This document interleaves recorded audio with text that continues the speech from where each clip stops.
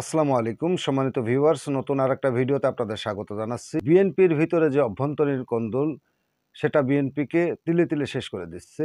কারণ প্রত্যেকটা আসনে বিএনপির একাধিক প্রার্থী, কোনো কোনো জায়গায় ৫-৭ জন প্রার্থী পর্যন্ত তারা নমিনেশন পাওয়ার ব্যাপারে আশাবাদী এবং তারা একের পর এক ঘোষণা দিয়ে যাচ্ছে যে গ্রিন সিগন্যাল আমরা পেয়ে গেছি, আমি পরবর্তী এমপি প্রার্থী হতে যাচ্ছি। কিন্তু বিএনপির অফিসিয়াল ওয়েবসাইট থেকে কোনো গ্রিন সিগন্যাল দেয়া হয়নি বা তারেক রহমানের কাছ থেকে কোনো গ্রিন সিগন্যাল পাওয়া যায়নি, বা বিএনপির মহাসচিব বা বিএনপির যারা ঊর্ধ্বতন নেতারা আছে তারা কোনো গ্রিন সিগন্যাল দেয়নি। স্থানীয় নেতা তারা কিন্তু এই কথাগুলো ভাঙিয়ে খাচ্ছে যে আমি গ্রিন সিগন্যাল পেয়ে গেছি, আগামীতে আমি সংসদ সদস্য হিসেবে মনোনয়ন পাবো, আপনারা আমার দিকে আসেন। একই বিএনপি, অথচ বিভিন্ন দলে বিভক্ত হয়ে তারা গোলমাল বা বিভিন্ন ফ্যাসাদে জড়িয়ে যাচ্ছে। এতে করে কি হচ্ছে, বিএনপির যারা সাধারণ ভোটার, যারা নিরীহ কর্মী, তারা বিএনপি থেকে মুখ ফিরিয়ে নিচ্ছে।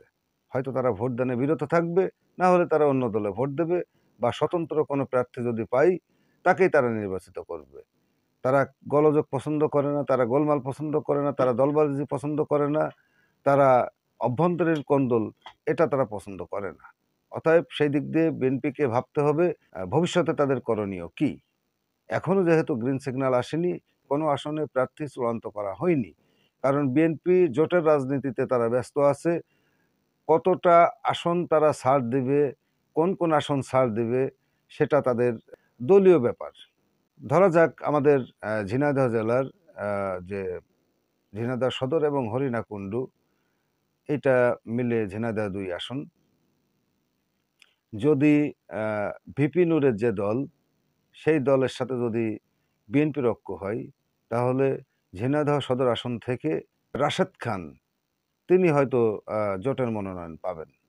সেক্ষেত্রে বিএনপির যে হেভিওয়েট নেতা তাদের ভাগ্যে ধানের শীষ জুটবে না। এমন অনেক জায়গায় আছে যে বিএনপি প্রকাশ করতে পারছে না যে কারা নমিনেশন পাবে, এবং একাধিক প্রার্থী তারা নমিনেশনের জন্য মাঠ ঘাট চষে বেড়াচ্ছে। আমার কথা হলো, যদি বিএনপি করেন তাহলে বিএনপির জন্য লড়েন।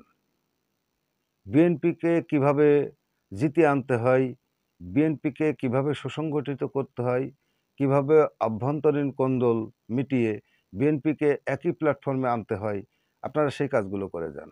আপনার ব্যক্তিকেন্দ্রিক কেন আপনারা আহ, দলবাজি করে বেড়াচ্ছেন? আমাদের শৈলকুপা থানার কথাই বলি, এখানে ২ জন প্রার্থী, ২ জনই হেভিওয়েট প্রার্থী। কে নমিনেশন পাবে আর কে পাবে না সেটা দলীয় সিদ্ধান্ত, কিন্তু দুজনই নমিনেশনের ব্যাপারে 100% আশাবাদী এবং দুজনই আলাদা আলাদাভাবে গণসংযোগ করে বেড়াচ্ছে। একদল যাচ্ছে একজনের পিছনে, আরেক দল যাচ্ছে একজনের পিছনে। এ থেকে ২ দলের ভিতরে একটা বিভাজন সৃষ্টি হয়ে যাচ্ছে, এবং একদল আরেক দলের বিরুদ্ধে হিংসাত্মক মনোভাব সৃষ্টি করছে।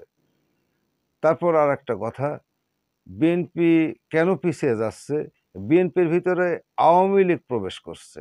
অর্থাৎ বিএনপির এই যে দুটো দল, তারা চেষ্টা করছে যে আওয়ামী লীগকে দলে ভিড়ানো, দলে ভিড়িয়ে তাদের শক্তিকে জানান দেয়া।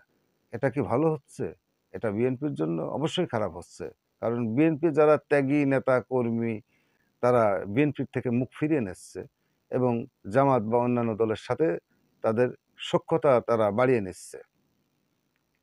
এ থেকে অনুমান করা যায় যে অভ্যন্তরীণ কোন্দলের জন্য বিএনপি কিন্তু অনেক ভোট হারাচ্ছে। এখনই যদি বিএনপি এ বিষয়ে সিদ্ধান্ত না নেয়, যদি এই বিষয়ে পদক্ষেপ না নেয়, তাহলে বিএনপির ভোট দিনে দিনে কমবে ছাড়া বাড়বে না।